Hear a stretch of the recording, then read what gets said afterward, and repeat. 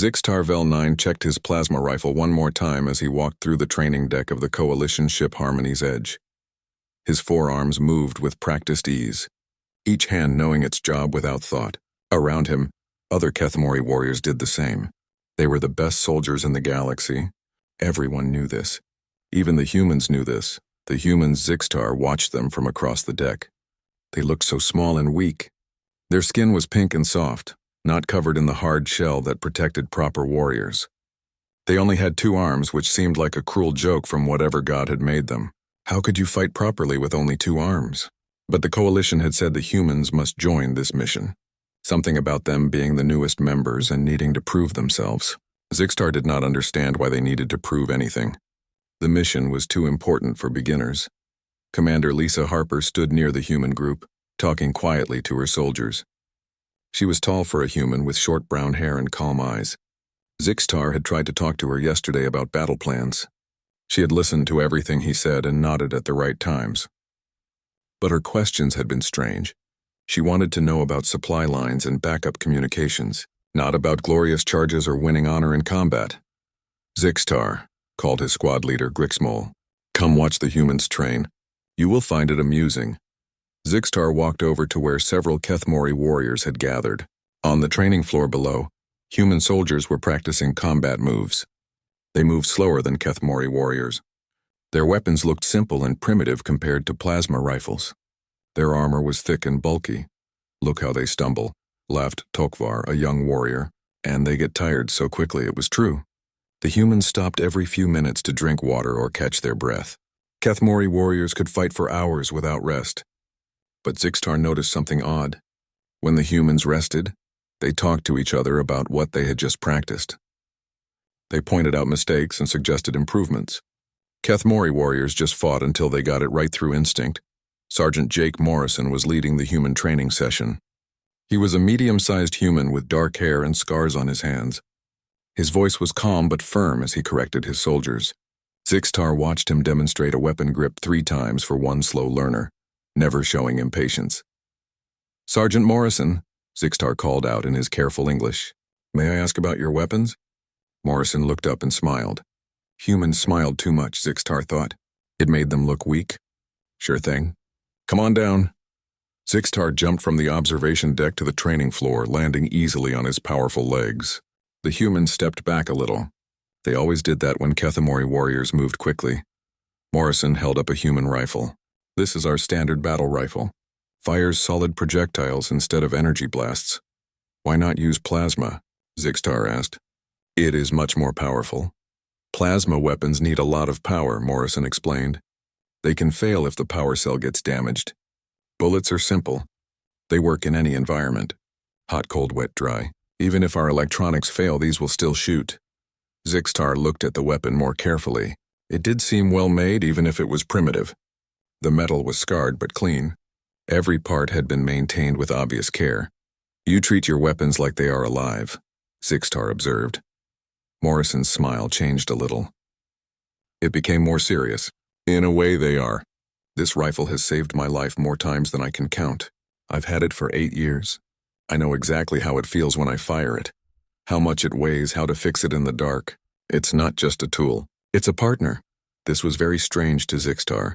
Kethmori warriors used whatever weapon was available. If one broke, you picked up another.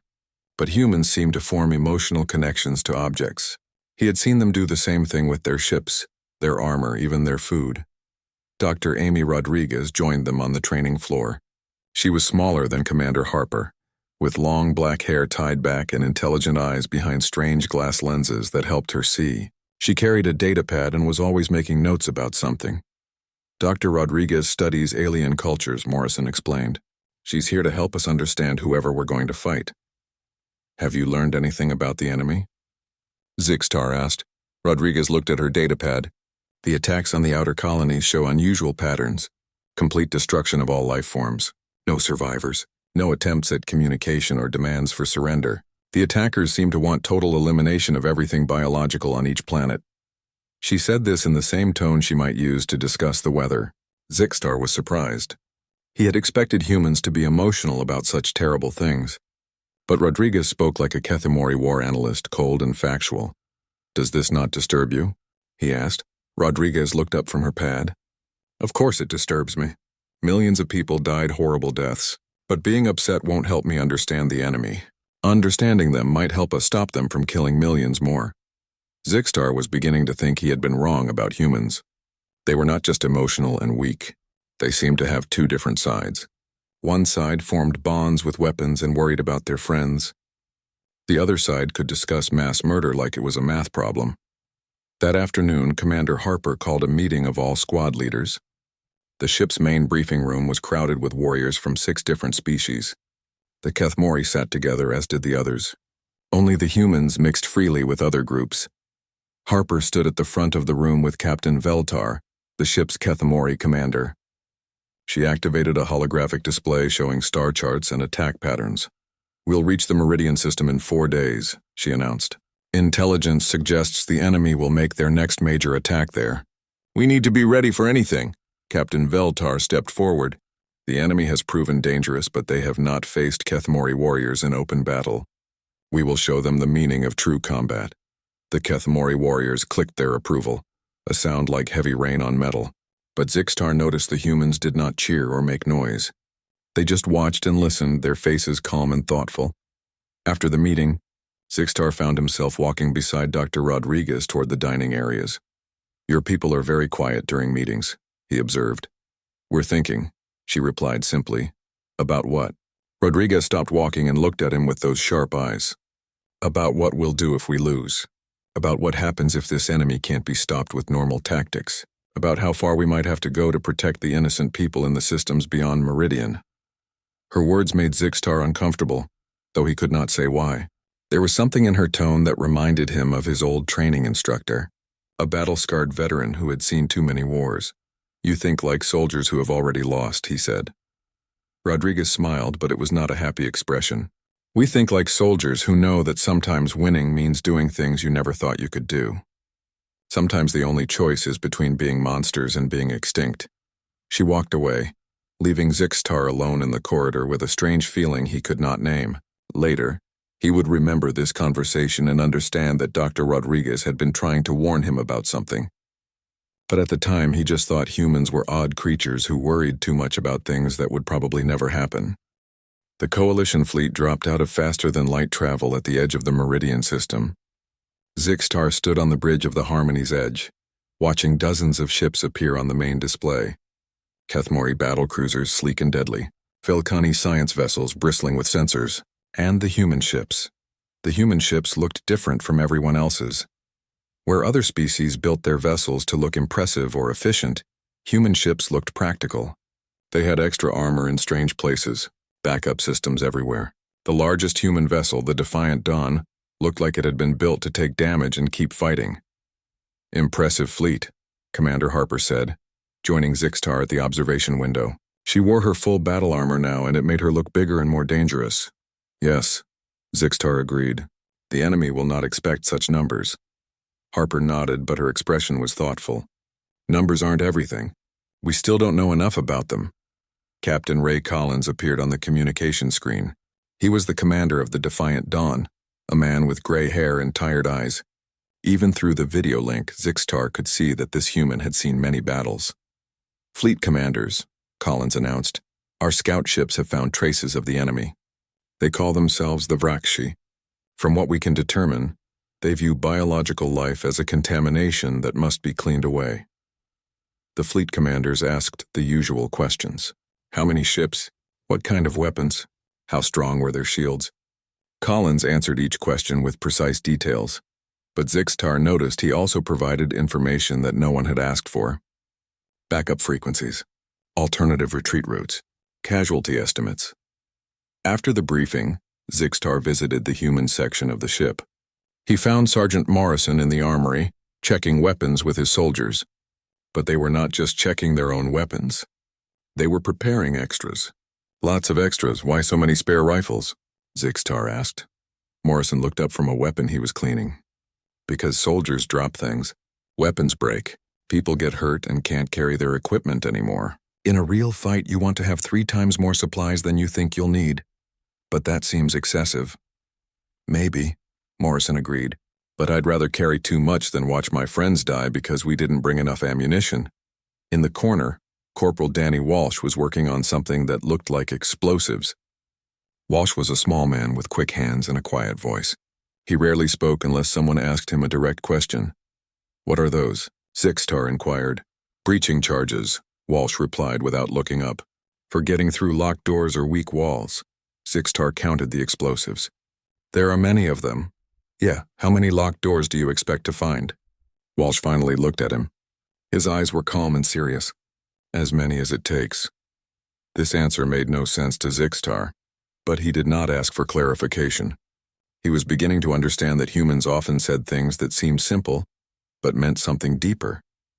Lieutenant Maria Santos was in the navigation section, studying star charts with 2 other human officers. She was a young woman with sharp features and steady hands. When she saw Zixtar, she waved him over. "We're looking at possible battle zones," she explained. "The enemy seems to prefer fighting near planets or large asteroids, places where they can use the gravity wells to their advantage." "That is smart tactical thinking," Zixtar said. "It's also predictable," Santos replied. "If we know where they like to fight, we can prepare surprises for them." She pointed to several locations on the star map. Each one was marked with different colored symbols. "These are ambush points. These are fallback positions. These are places where we can make a stand if everything else fails. You plan for defeat as carefully as victory," Zixtar observed. "We plan for reality," Santos corrected. "Sometimes you win. Sometimes you lose. Sometimes you have to lose a battle to win a war. The trick is making sure you lose the right way." That evening, the fleet held a joint training exercise. Ships from different species practiced formation flying and coordinated attacks. The Kethmori ships moved like predators, fast and aggressive. The Velkani ships stayed back, using their sensors to provide targeting information. The human ships did something unexpected. They practiced getting damaged. While other species practiced perfect formations and flawless attacks, the human ships deliberately turned off systems and pretended to have battle damage. Then they practiced fighting with only half their weapons working, or with their main engines damaged, or with hull breaches in critical areas. "Why do they do this?" asked Tokvar, the young Kethmori warrior. Zixtar was wondering the same thing. "I will ask." He contacted the Defiant Dawn and spoke to Captain Collins directly. "Captain, I am curious about your training methods. Why do you practice being damaged?" Collins smiled, but it was a grim expression. "Because in a real fight, everything breaks. Communications fail. Weapons stop working. Ships get holes blown in them. If you only practice when everything works perfectly, you'll panic when things start going wrong. But surely your ships are built to avoid such problems." "Our ships are built to take damage and keep fighting," Collins corrected. "There's a difference. We assume we're going to get hurt. The question is whether we can still complete the mission after we get hurt." After the training exercise, Zixtar found himself in the ship's recreation area with several human soldiers. They were relaxing after their duty shifts, playing games and telling stories. But their games were strange.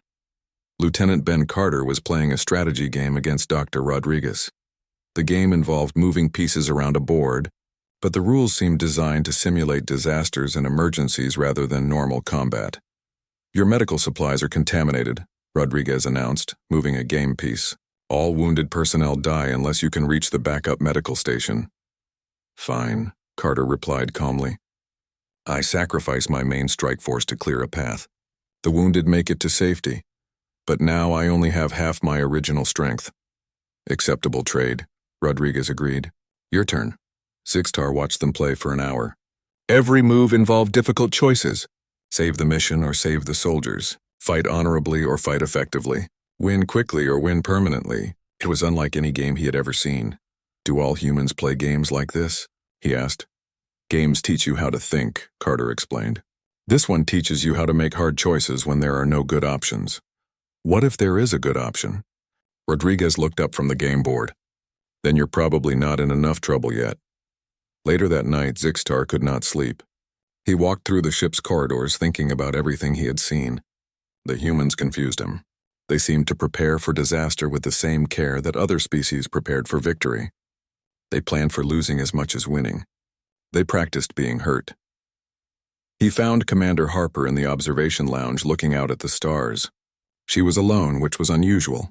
Humans rarely seem to be alone. "Cannot sleep either?" he asked. I sleep when I can, she replied. Tonight I'm thinking. About the coming battle? Harper was quiet for a long moment. About what comes after. Win or lose, this battle will change things. The galaxy has been peaceful for a long time. People have forgotten what real war looks like. The Keth Mori have not forgotten. We are warriors. I know, Harper said gently. But there's a difference between being warriors and being survivors. Warriors fight for glory and honor. Survivors fight because the alternative is extinction. Which are humans? Harper turned to look at him, and in the starlight her expression was sad and tired. We're whatever we need to be. That's what makes us dangerous. Not our weapons or our ships or our tactics. The fact that we can become anything if it means protecting what we care about. Even monsters. Especially monsters. The next morning brought terrible news.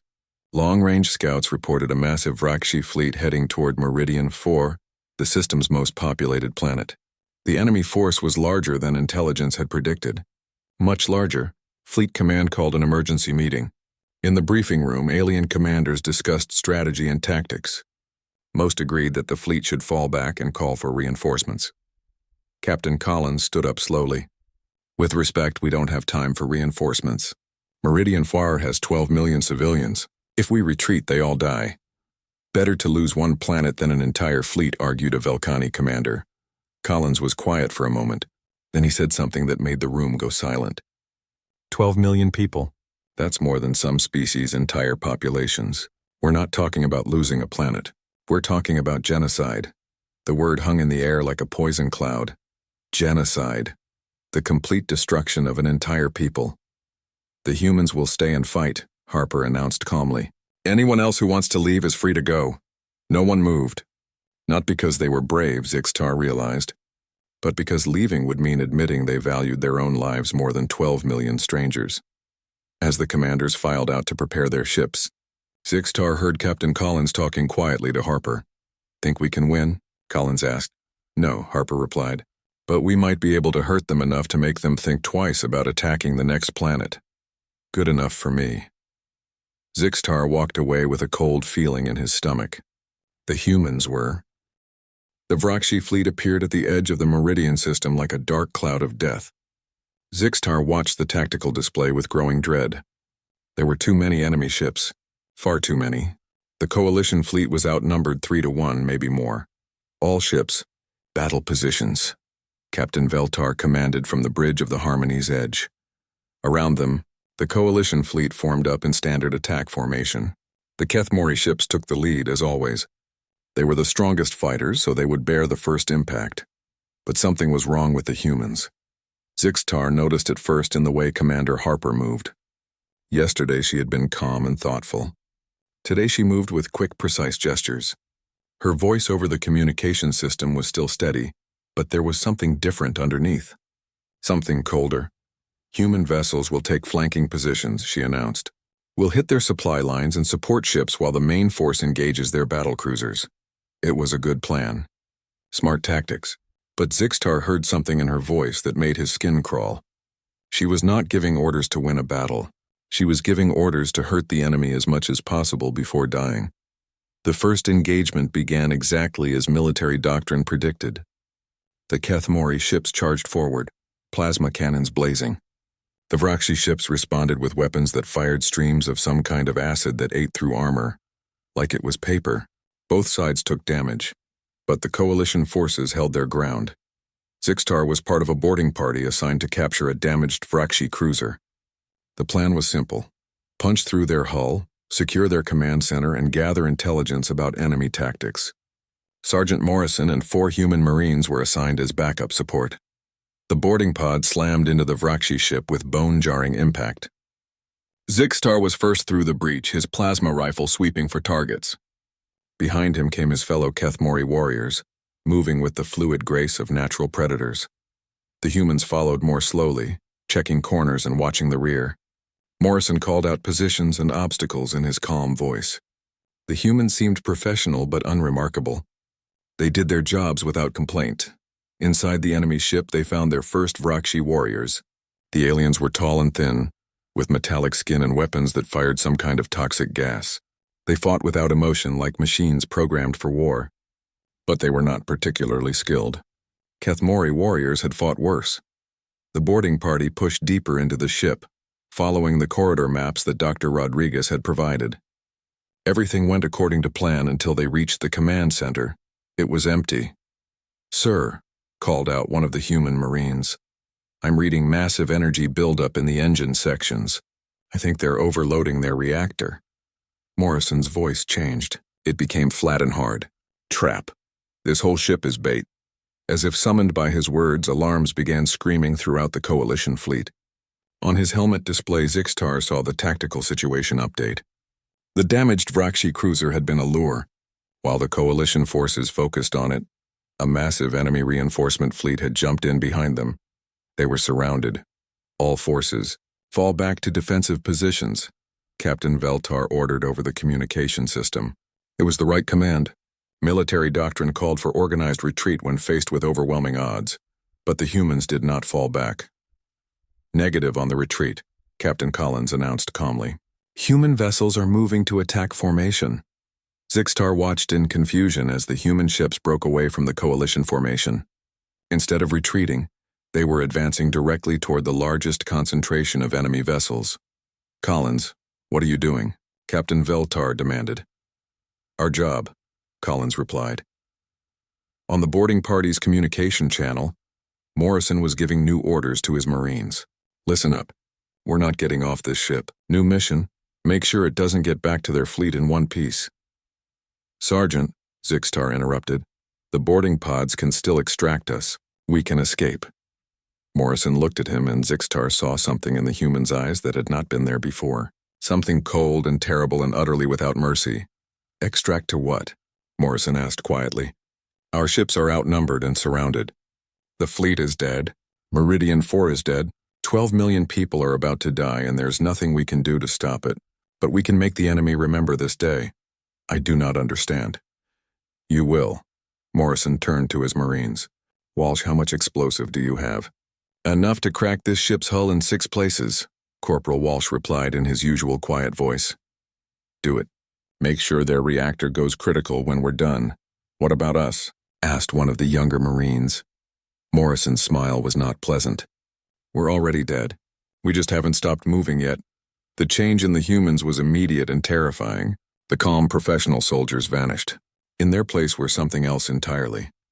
They moved through the ship like a plague, destroying everything they could reach. They did not just break equipment.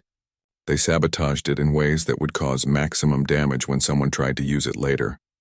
Walsh planted his explosives with surgical precision, each charge placed to cause a chain reaction that would tear the ship apart from the inside. He worked with the focused intensity of an artist, humming a soft tune under his breath.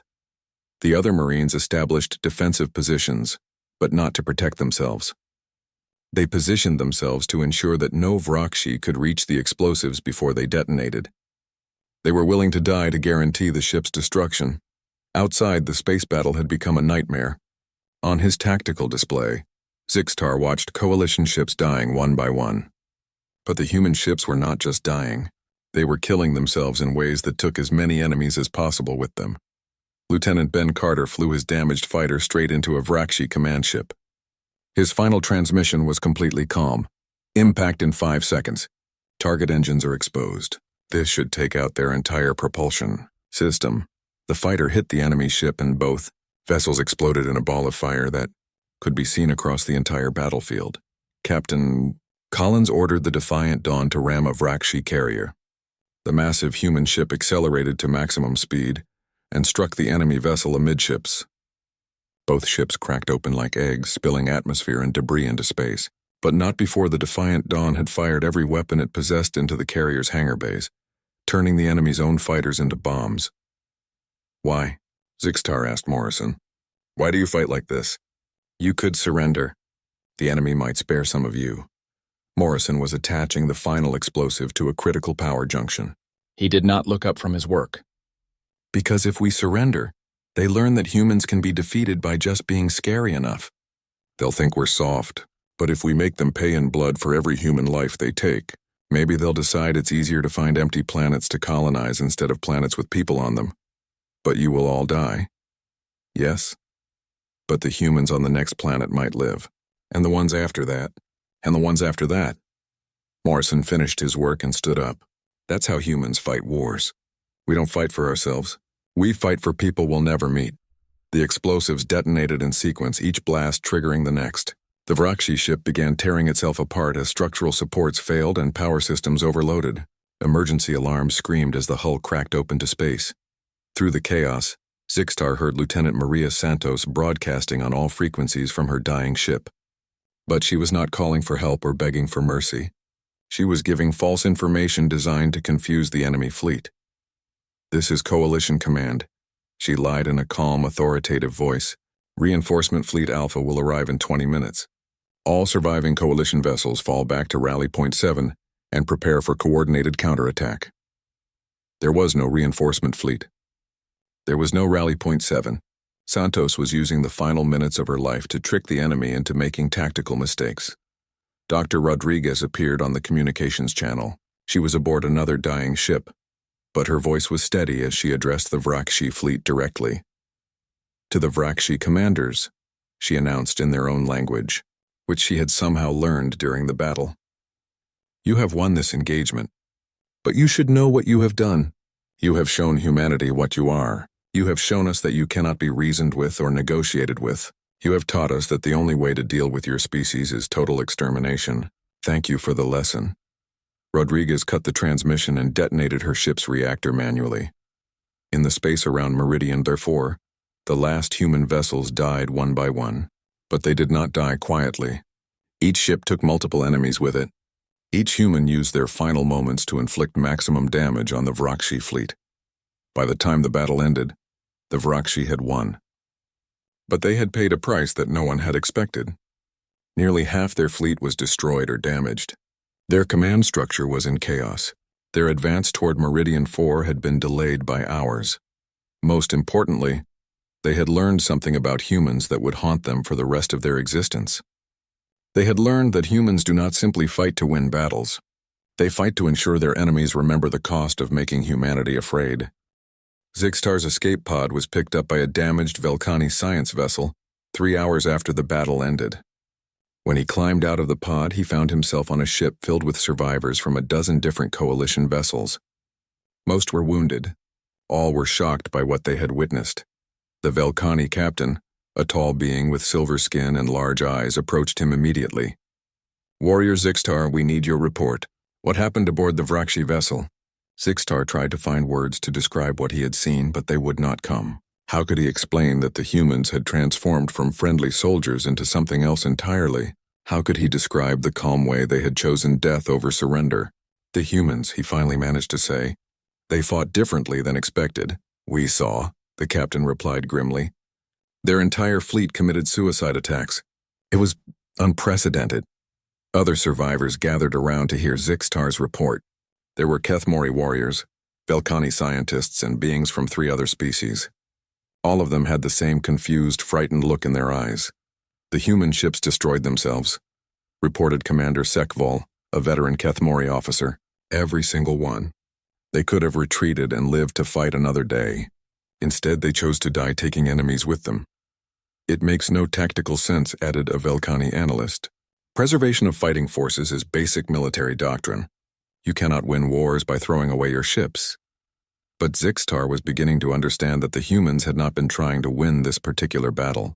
They had been trying to teach the enemy something about the cost of fighting humanity.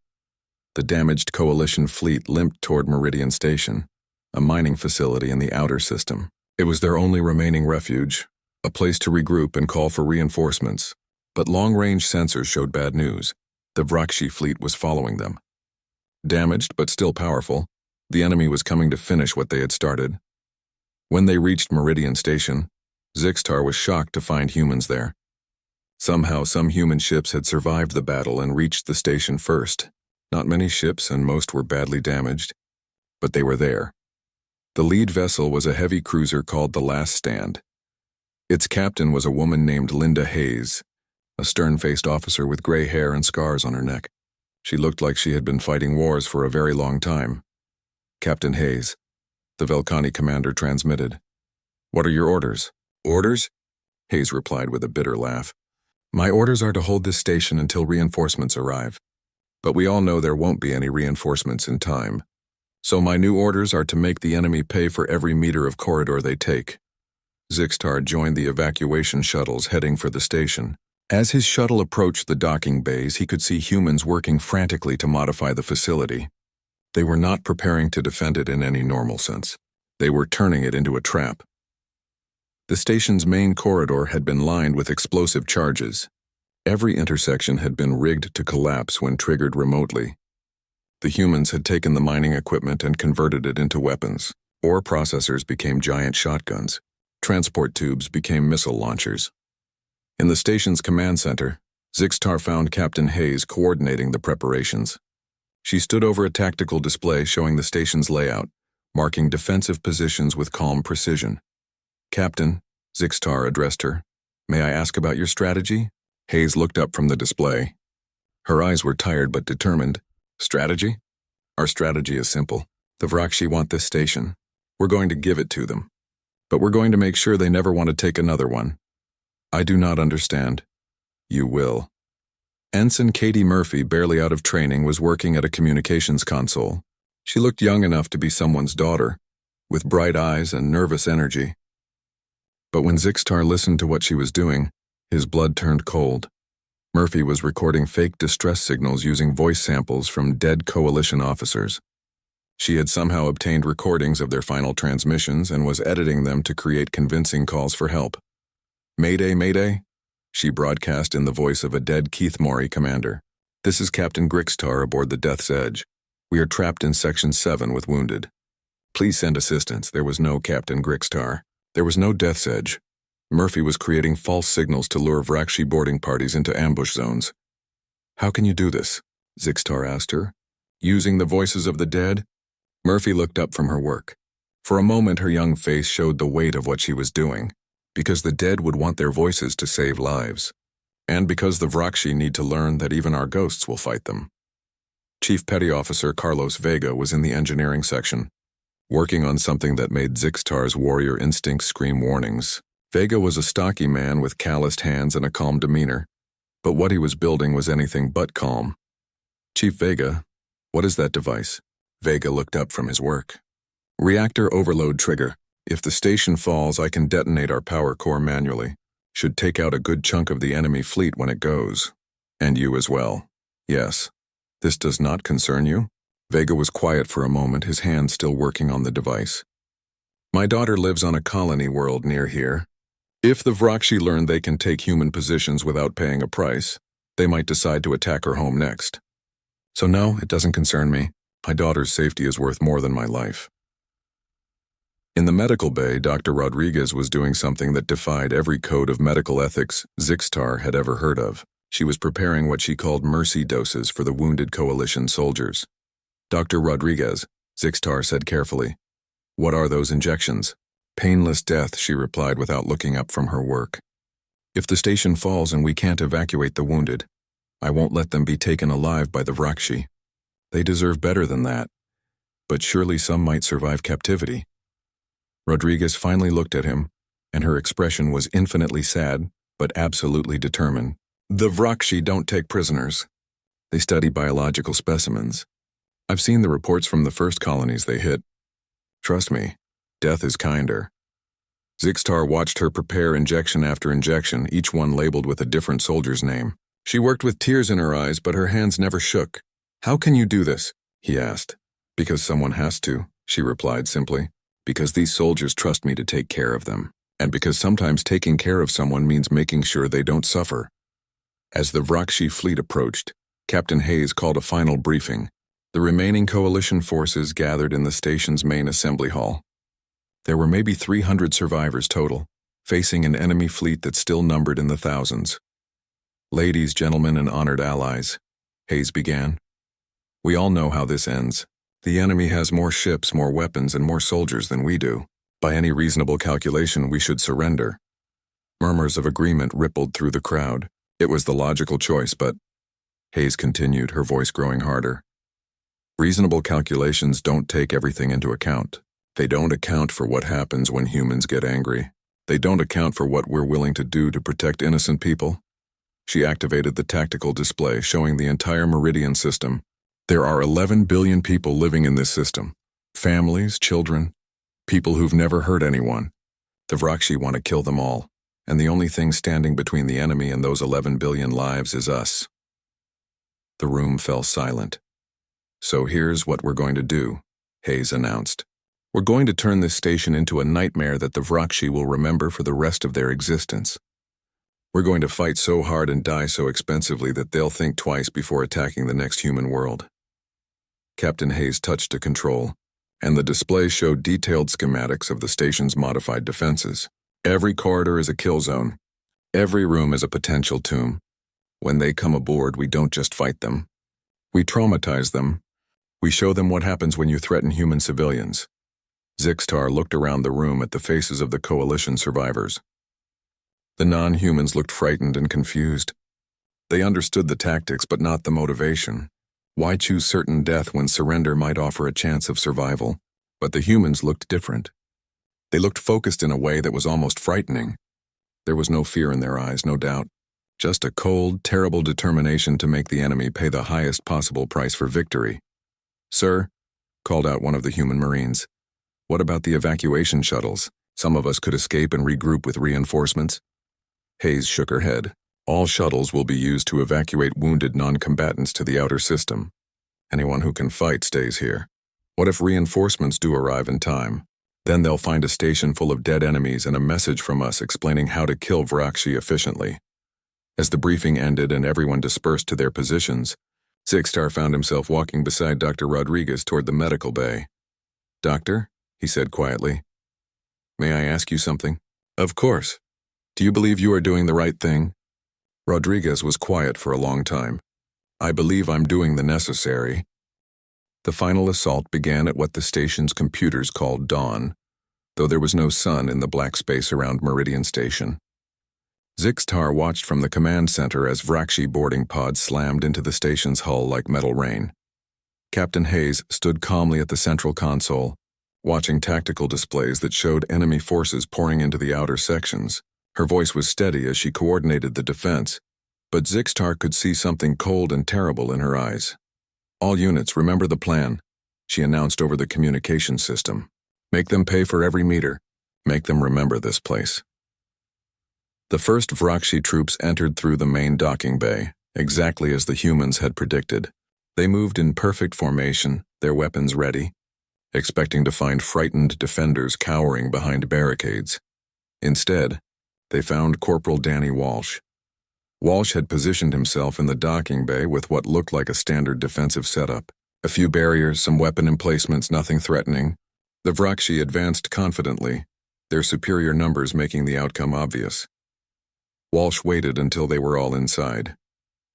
Then he triggered the charges he had placed throughout the base structure. The explosions did not just kill the enemy soldiers. They caused a cascade failure that sealed the docking bay and vented its atmosphere into space, taking out the Vrakshi boarding pods that were still approaching. In 30 seconds, Walsh had eliminated an entire enemy assault wave. The explosion also killed Walsh, of course. But before he died, his final transmission reached every human on the station. "Bay 1 is clear. Send them to Bay 2. In Bay 2, Ensign Katie Murphy was waiting with her recorded voices and false signals. As the next wave of Vrakshi troops entered, they heard desperate calls for help coming from deeper in the station. Wounded soldiers begging for assistance. Officers calling for backup. The enemy followed the voices into a maze of corridors that Murphy had turned into a killing ground. Each false signal led them deeper into traps that Chief Vega had built for mining equipment. Ore crushers became giant weapons. Transport tubes became missile launchers. The Vrakshi found themselves fighting not just soldiers, but the station itself.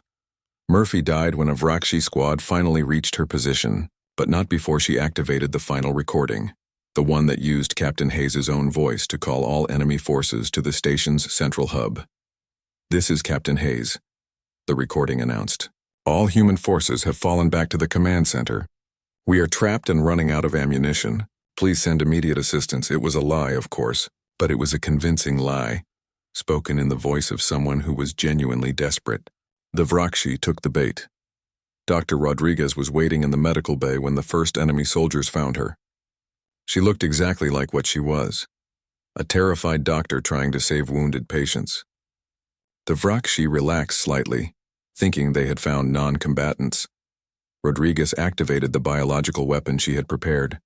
It was not a quick death. The airborne toxin was designed specifically to affect Vrakshi physiology, attacking their nervous system in ways that caused maximum pain and terror. Rodriguez had studied their biology with the same clinical precision she used for everything else, and she had crafted a weapon that would traumatize any survivors.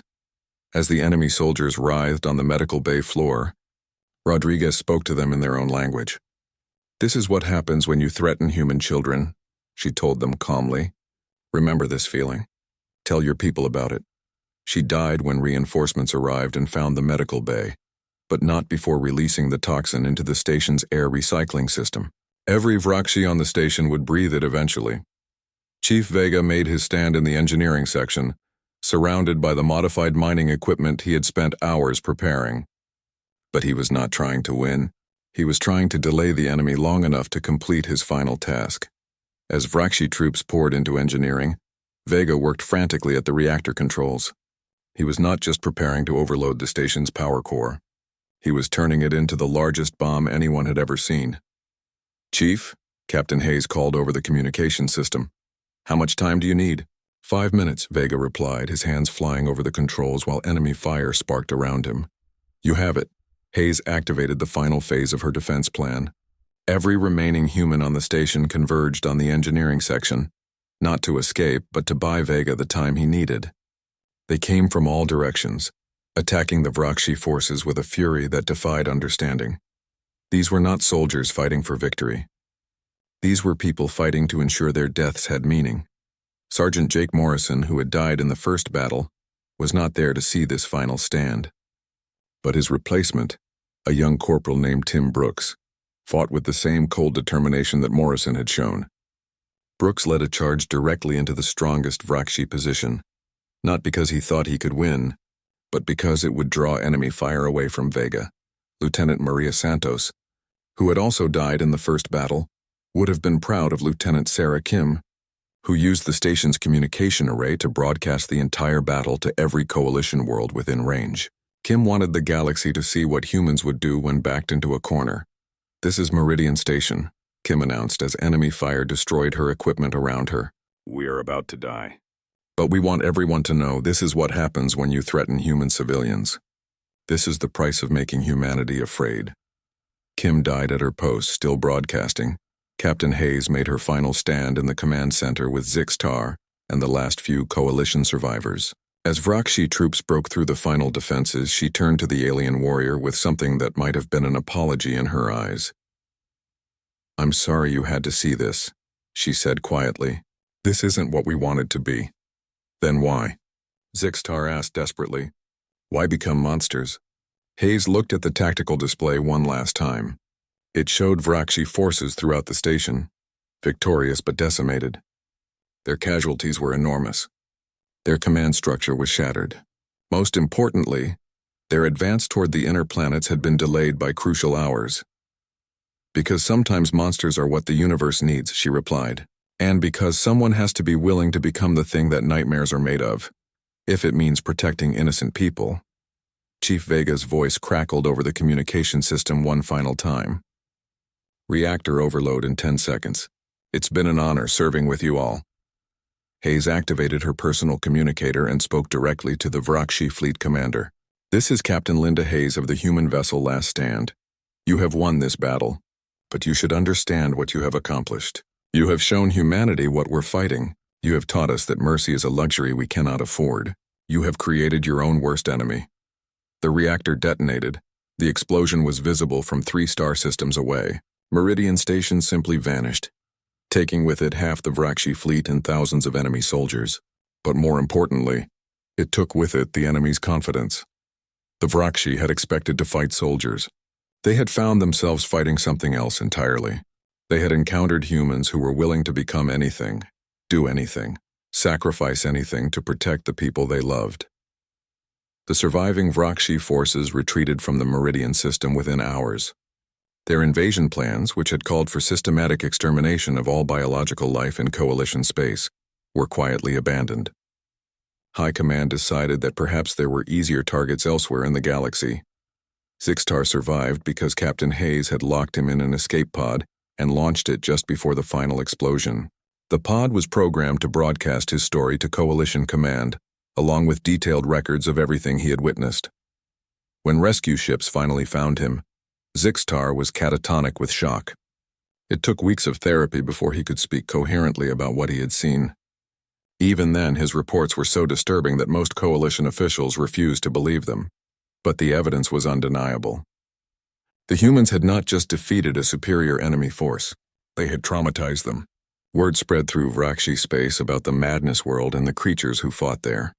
Stories were told of humans who could become anything when threatened, who would sacrifice their own humanity to protect their children. The Vrakshi Empire quietly shifted their expansion plans to focus on empty sectors far from Coalition space.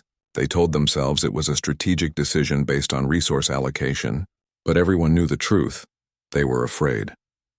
Years later, when Zixtar finally returned to active duty, he was assigned to a joint Coalition task force that included human personnel. The humans looked normal enough. They smiled and joked and formed friendships with their alien colleagues. They seemed like the same pleasant, emotional creatures that everyone remembered. But Zixtar knew better. He watched them with the wariness of someone who had seen what they were capable of when pushed to their limits. He understood now that humans were not just another species in the Coalition. They were something unique and terrifying. A people who could choose to become monsters if it meant protecting the innocent. In his final report to Coalition Command, Zixtar wrote,